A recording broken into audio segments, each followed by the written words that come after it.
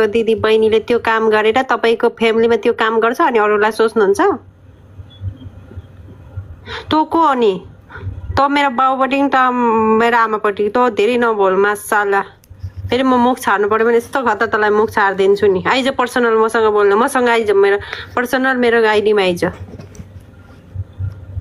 मसँग पर्सनल त कुरा गर्न आइज। तेरो एड्रेस दे मलाई।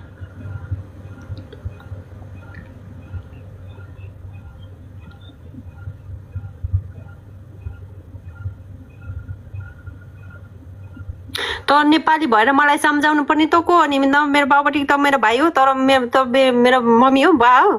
मलाई सम्झाउनु पर्दैन। तेरो जस्तो सम्झाउनु मलाई चाहिएको छैन। म कस्तो मान्छे भनेर म आफूलाई थाहा छ।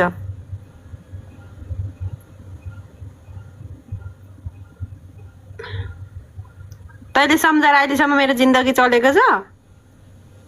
तैँले मेरो घर व्यवहार चलाइदिएछस्? भाई आप निकाल जाओ उधर से। अच्छा ओके ओके।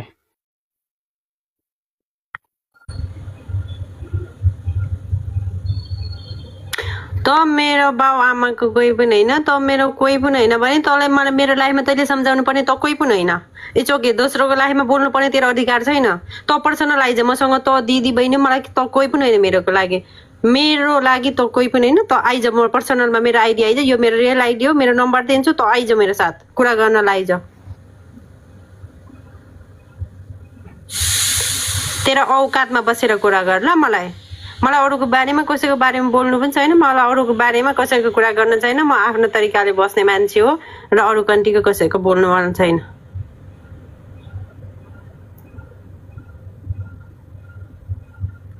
तेरो घरमा आफ्नो घरको गतिबती छैन, अरूको घरको टाउको दुखाउँछस्।